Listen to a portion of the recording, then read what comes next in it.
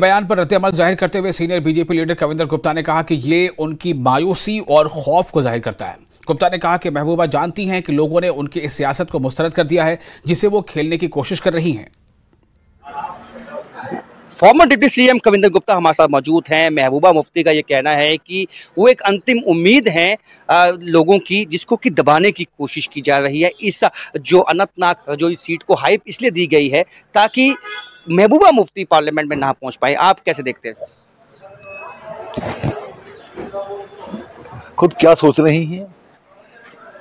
आधे से ज्यादा लोग जो इस इलाके में हुआ करते थे, जो इनके एमएलए थे, वो भी इनको छोड़ करके चले गए हैं।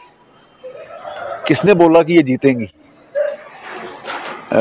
कोई ऐसा चांस नजर नहीं आ रहा। लोगों ने जिस प्रकार से नफरत की भाषा और कम्युनल भाषा का ये प्रयोग करती हैं, लोग इनको समझ चुके हैं। लोग ही नहीं चाहेंगे कि आप पार्लियामेंट पहुंचे। कोई बाकी अगर जनता का समर्थन होगा तो कोई रोक भी नहीं सकता। तो कुल मिलाकर के अपने आप ही ये वहम पाल लेना कि मुझे लोग रोक रहे हैं, लोग अगर आपके खिलाफ होंगे तो जरूर रोकेंगे।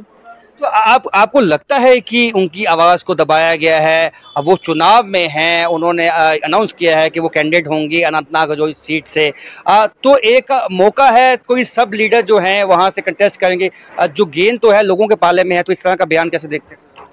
देखिए, परिवार की पार्टी है, खुद डिसाइड करना है कि मैं लड़ूंगी, मेरी पार्टी ने तय किया है, ऐसा नहीं है, खुद डिसाइड कर लिया।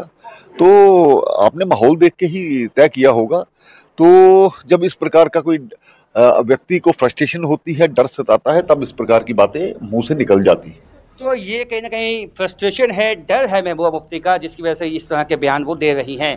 कैमरामैन नारायण दत्त के साथ राजन वैद, न्यूज़ 18 जम्मू।